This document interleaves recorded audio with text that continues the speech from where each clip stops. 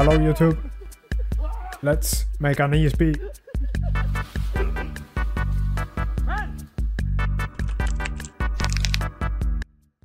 And we're back. We finally came through with the part 3 of the ESP/AIMBOT for Counter-Strike 2. You will actually have a fully working ESP/wallhack at the end of today's tutorial. This is the third installment of the series, and if you just came by this tutorial, make sure to watch all of the videos previously and in order. If you don't, this video will be incredibly hard, if not impossible, to follow. We're going to use methods displayed in the tutorials before, but also go at an even faster pace through each chapter, so it's very important that you can follow along. Thank you guys for the insane amount of support. It's really showing, and I count on you today to subscribe, leave a like, and also comment. Add a new feature to this series, so that we can even reach more people. As always, you can find the source available in the description.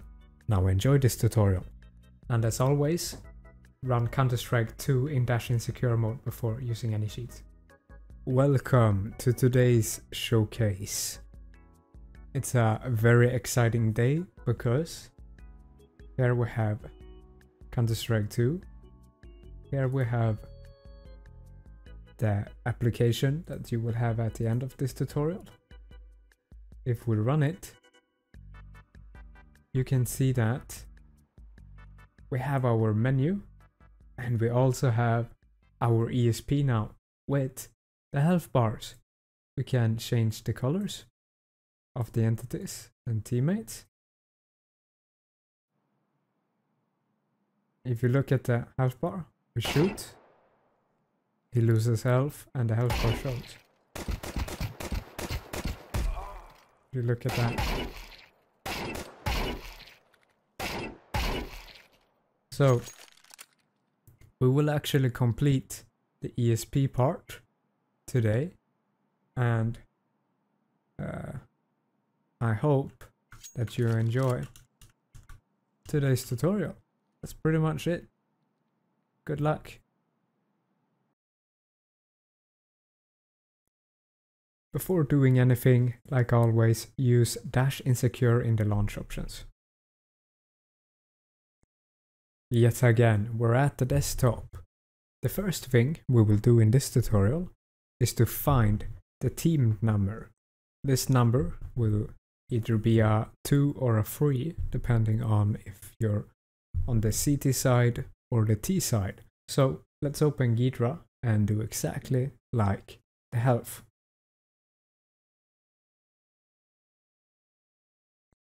We will go to the search tab, search for strings, produce the strings, then now instead of iHealth, we will search for iTeamNum. Just like before, we will expect the code units with using the right click, show references to this address. Just like before, we will check the values of the offsets here. I also found the F flag, which I will also add, but the team num was the 4th offset, so we check the 4th value and write it down. This time it was pre-BF.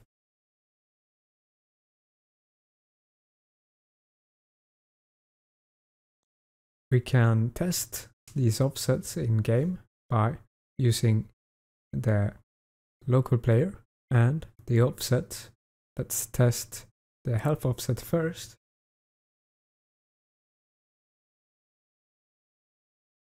We can see here that it gives us something really weird, which means CS2 probably had an update. So let's take a look at the patch notes.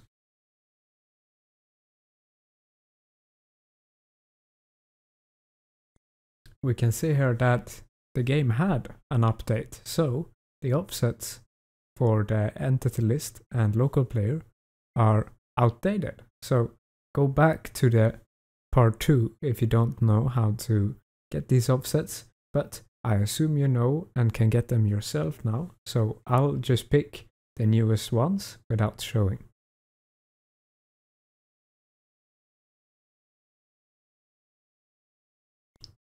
We can now test the health again by using our local player and the health offset.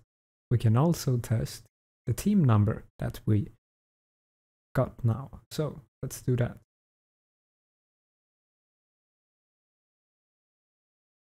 We can clearly see a 2 here, and if we switch teams, we should see a 3. Amazing, so we found the team number. We know it's a 3 when it's CT and a 2 when it's the T. We can use this to compare teammates to enemies. The next thing we will find is the view matrix. Alright, the view matrix. We will use 2 types of methods in this video. You can use the first one, it will be the quickest one, but if it doesn't work, go and use method 2. That one should work over time. So let's take a look at this first one, which will use the knowledge that the 3 first floats in the view matrix will depend on the angle of the camera. So if we set the angle to 89:49, then we can search this byte array, which are the float values that we already know will be when we set this angle. So when we search for this, we actually get only one address in the address list, and this time it was the view matrix. So this might change and not work when the engine updates, but it seems to be working right now, and I might update this array of bytes when the engine changes. So look out for this, or this byte array in the description, and if it doesn't work, use the next method that I will show right now. Time for method 2. Now this method will work with a higher percentage than the one shown earlier, because it seems like the small values in the rotation actually change depending on the direct version that the game is using. So you can use this method for earlier source games, maybe not all, but Counter-Strike Source and so on will work with this method. We will set the angle of the player, which will force the rotation of the camera, and we will use this to search for a value inside of a matrix that is close to the view matrix and go from there. So the first value that we will set will depend on the angle 89:49. So we will set the angle to 89:49, then scan for a float value that's rounded to the extreme and has the value 0.75. Then we will go back in game, set the new angle to 0 and 5. This will in turn set the value in the matrix to 0.08. So we will search for 0.08. Let's repeat the previous steps until we have a few addresses. We may have 1,800 addresses, but that's fine because we're only interested in these last 3 ones. They are relative to the module or the client, and these are what we're looking for. We will inspect these with the hex viewer, and we will change from bytes to floats, then align our floats so that's so it is 4 floats in a row or 4 floats in a column. This way we can more easily find matrices. So we can move the camera inside of the game and then look on the right to see changes. Now this first matrix that we came upon has a lot of values that are changing, but it seems like it's 5 rows and not 4. So we'll ignore this and go upwards. The one right above has only 3 rows, so let's skip that one as well. If we keep on scrolling upwards, we can see that it's showing nothing in interest. So let's take a look at the next address. We continue to check this next matrix and compare it like we did before. If it doesn't look like a 4x4 matrix, we just go to the next one.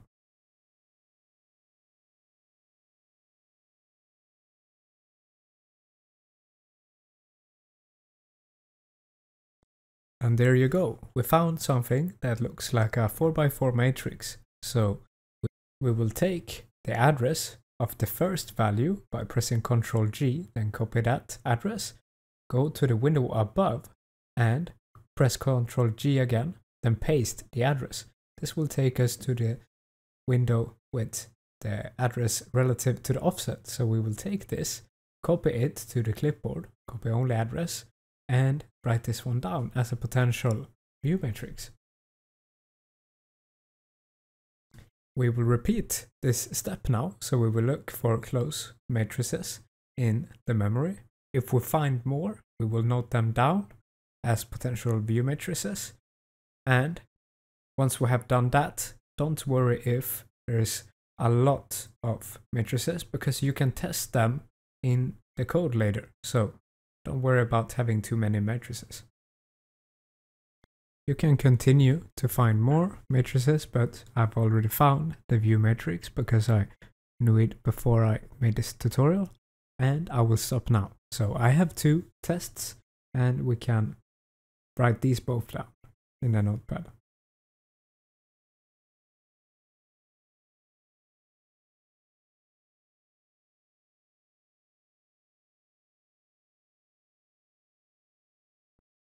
Now that we have our new information, we will continue with our menu.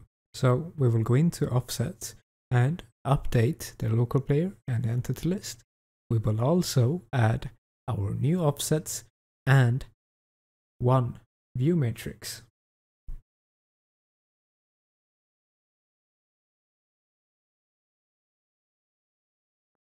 The next thing we will do is to remove all of this printing code.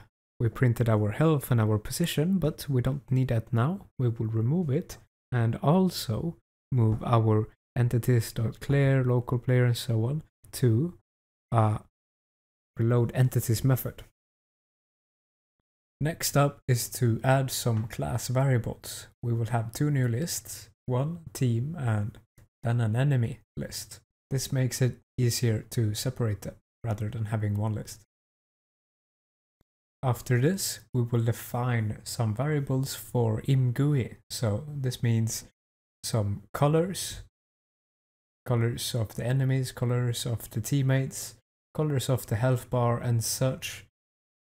We will change these dynamically later.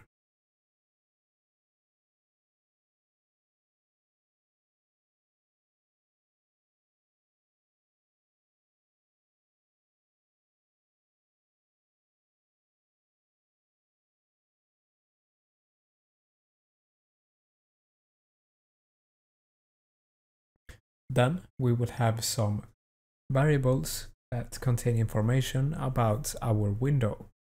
We will need this for the overlay and then to calculate exactly where the entities should be on screen.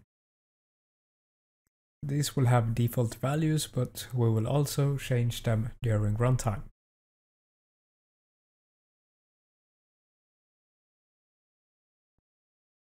After that, we will declare some booleans for our ImGui menu. So checkboxes like enable ESP and which color or feature to enable. It's a very simple design, and this will dictate whether the program draws, like for example, boxes and so on.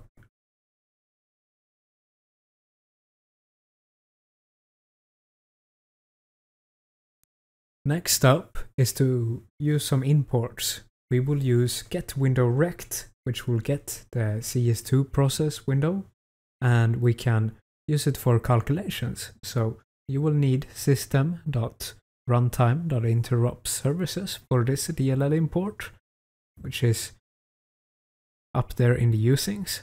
And we will also need a struct, a rectangle struct called rect. When we have these both, or both these two, we will also create a new method that returns a rectangle for the rect instead of having this out reference.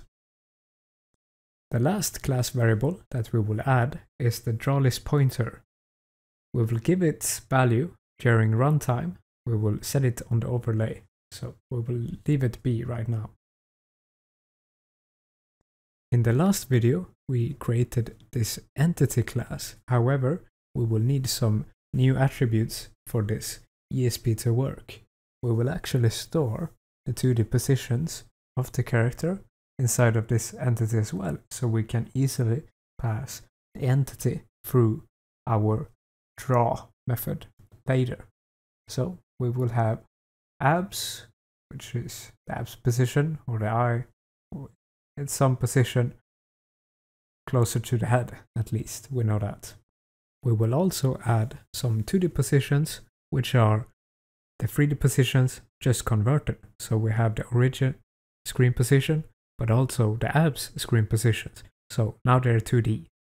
After that, we have our team number, that's important. We also have our jump flag or F flag. It's not that important. You don't have to add it if you don't want. I'll just add it anyways. I will now actually change the offset of the view matrix because I know this is the correctly working one, and I'll change it. If you do have multiple matrices that you want to test, go ahead and do that, but do that later when we have written all the code. Just change this value right here. Let's get back to coding our functions.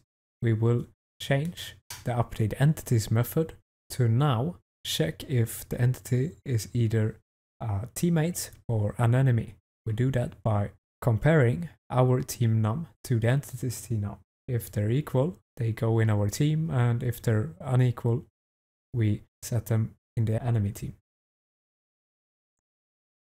Now, because we are checking these team numbers, we will also have to update our update entity method, singular, because we don't have the team number yet. The last method that we will change is the main logic. We will create a variable to hold our window in the form of the structure rect. Then, using this rect, we will calculate some other variables. These include the window location, the window size, also the ESP line origin, and the window center. This rectangle is pretty easy to handle because we have 2 points, top left and bottom right.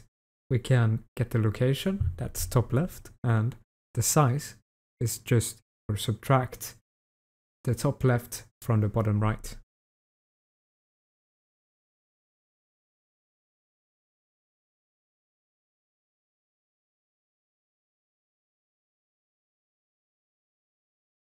Let's create our first method.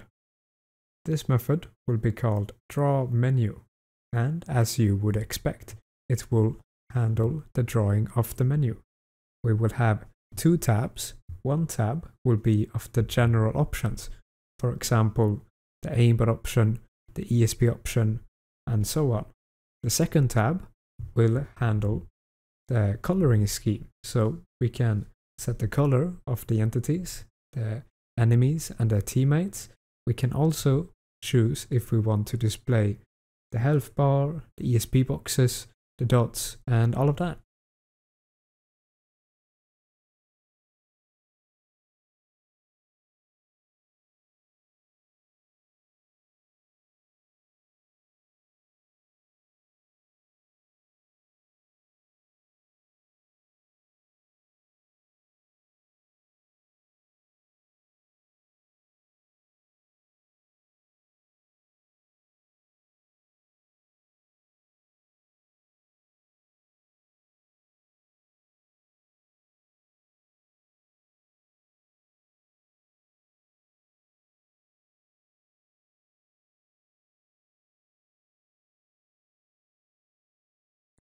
we have to end this window after we have completed all of the configuration. Then we will just call it in the rendering method now instead of having the code there.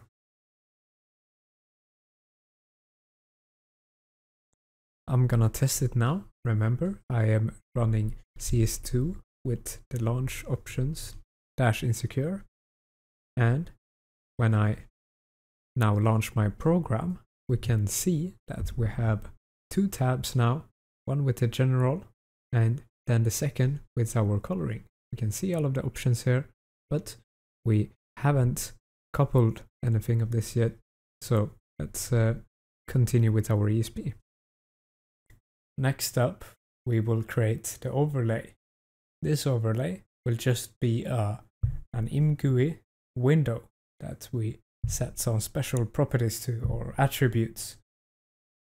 This ImGui window will be at the location of the CS2 window. It will also be the size of the CS2.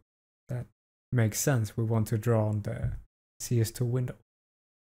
The attributes that we set will have specific uses. We don't want to interact with this window at all. We just want to draw things on top of it. I also make a mistake here, but we fix that later. We can now call the function from the render method. Then proceed with the next step. Before we will read this view matrix that we found, we will create a new class that will hold all of these values. We will sort of recreate this matrix by having floats in a view matrix class and setting the names of them to M11, M12, M13, M14 for the first row, M21, M22 for the second row, and for each column. So we sort of replicate this view matrix to have an easier time to handle it. Then we will create a new method. It will be called read matrix. The purpose of this method will just be to read these 16 floats in a row and then return as our newly made view matrix class.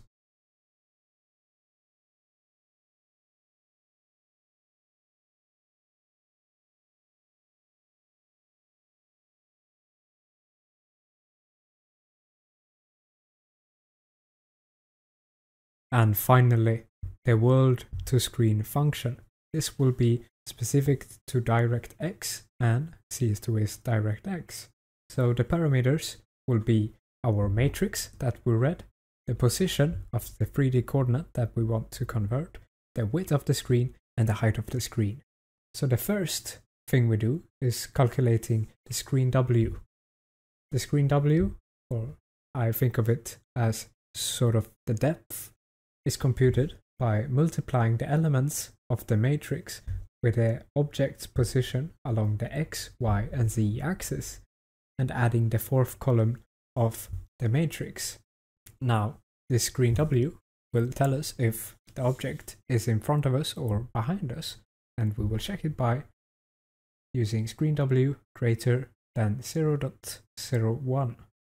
If it is greater than 0.01, it means our entity is in front of us. If it is in front of us, we want to calculate further, so we will calculate the screen X and screen Y. To calculate the screen X and screen Y, we will do exactly like before with the screen W, but with a different row of the view matrix.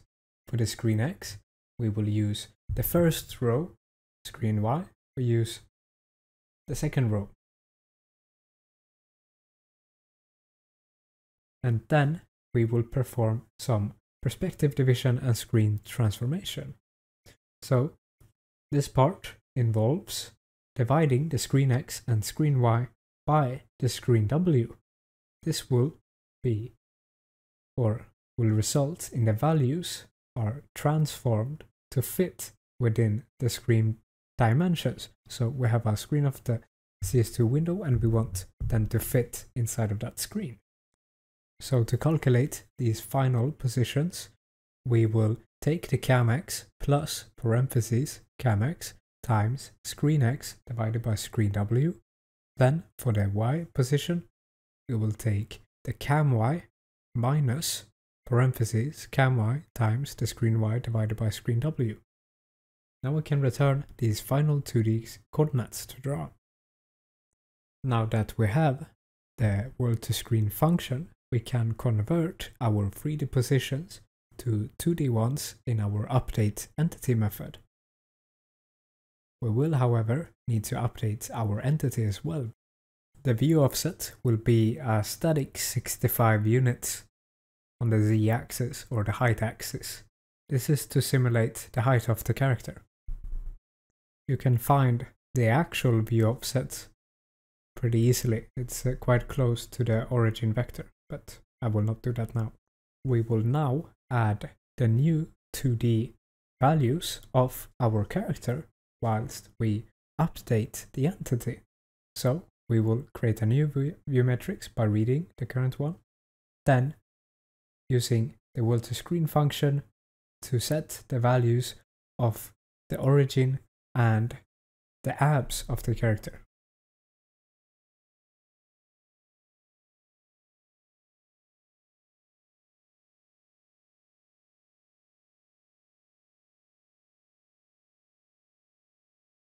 We will now create the method responsible for drawing the lines, the boxes, the dots, everything, the good stuff.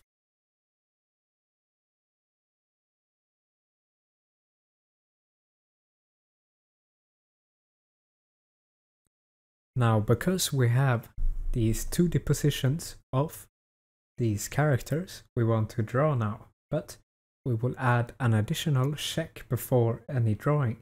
We will check if these 2D points are within the screen bounds.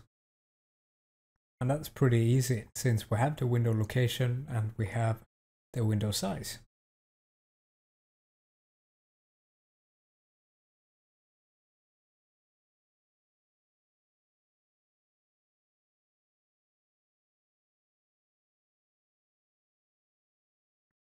Now that we know the pixel will be within the screen bounds, we're ready to draw. The first thing we will do is to actually convert our colors from our ImGui menu into uint32 values. This is because when we draw these shapes, it will take a uint instead of a vector 4. Then we can go ahead and calculate the box attributes. The box width will be the height divided by 2. It's an easy fix for the width since we don't have anything else to go on the width. And because we need a height, we will take the origin screen position .y, our feet position, and subtract the abs screen position .y. The abs are higher up than the feet, and since we go from up to down, it will be or result in the character's height. We divide it by 2 and we have our width. Then we can set the start of the box or the top left corner. We get that by subtracting the box width from the abs screen position, pushing it to the left. Then we can declare the box end, which we take the feet position, origin screen position, and subtract, or now not subtract but add the box width this time to push it to the right. I don't know if you noticed, but we made an error here, or at least I did. We will fix it at the end of this tutorial, so don't worry about it. The error will make the boxes really wide. That's the result. We will now calculate the health bar feature.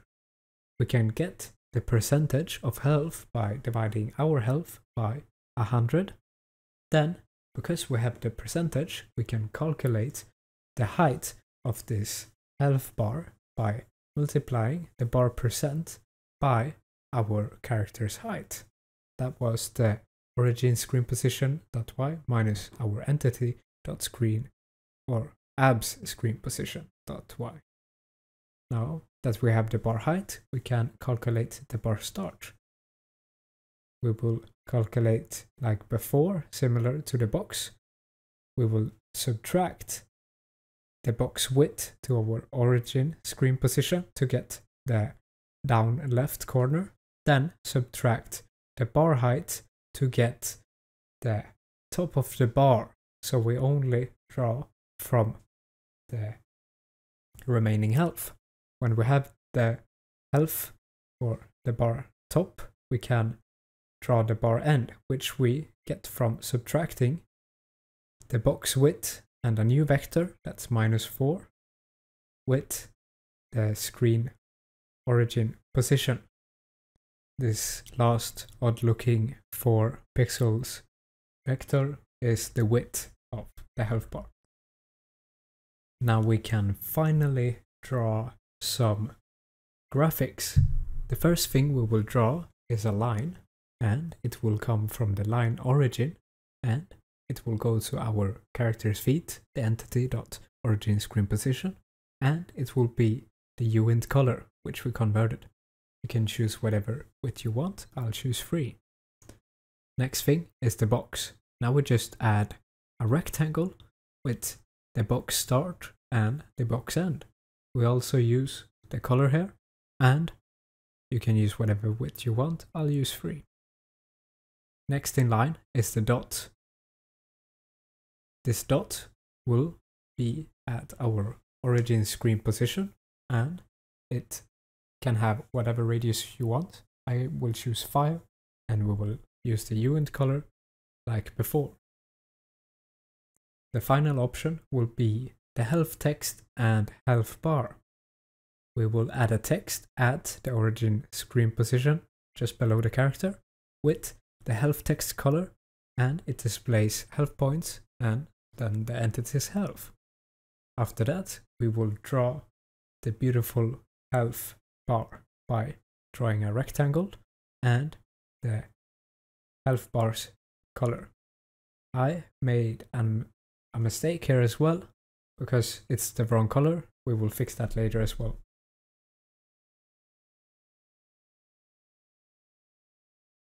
And finally, we will code the very last method of this tutorial. It will be the mighty ESP method. But don't worry, it's not large at all. It's actually one of the shortest ones.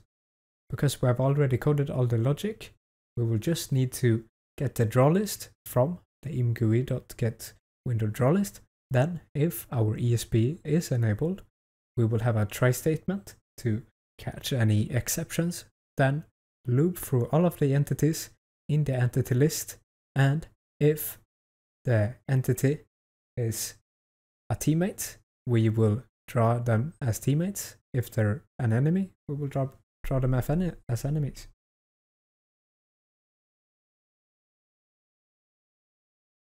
Now, the last thing will be to call the ESP from the render method, but when I run this code, as you can see, we have some errors to fix, and it's very important that you look very closely now. Yeah, we can't have that. Let's go back and fix these issues. Now the first fix is in the update entity method. We are using the 2D calculations before the 3D, which is stupid of me. That's my bad. We need to calculate the 3D positions before the 2D ones. Now, I added the origin here one more time just to be safe. And we will actually go back to our draw visuals method because, like I told you guys, I forgot to subtract the abs from the origin position and then divide it by 2. So fix that. We also have the health bar color that we need to fix because we're using the health text color on our rectangle. So just change that to bar. I also made an error in the main logic. The line origin is set incorrectly, but we can fix it by changing it from window location to window size.x. I will also refactor to have the window size with a lowercase letter at the beginning. Before the last fix, we will add the ImGui.end in our render function to end things. And the last fix will be changing inside of the overlay function to be the next window instead of the current window. We also need to clear the enemy team and player team lists. And at last, we have our ESP now working flawlessly. If you still have problems, bugs and so on with your code, I will show the fully working functions at the end as well, so you can compare your code and check for bugs. So if you're having problems, check this compilation of the functions and compare them to yours. Some errors are very small.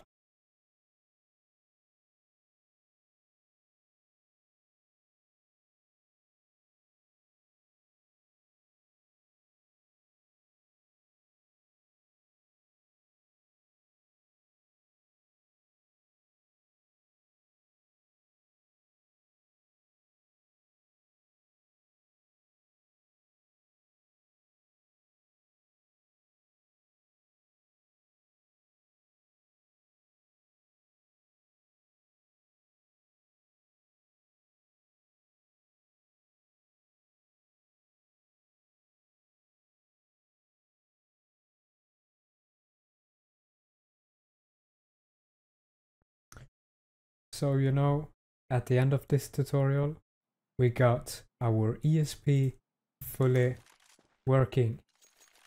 We have our enemies here that have these boxes, we have the health bar, we have everything a man could want. Let's change some enemy colors. Change it to white. Enable, disable the health bar. You look at that. Enable, disable box. Enable, disable dot. Enable, disable line. And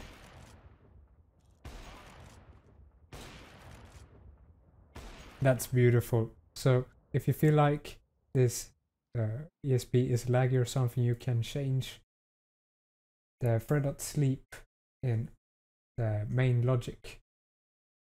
Let's go up and never mind, is it down below?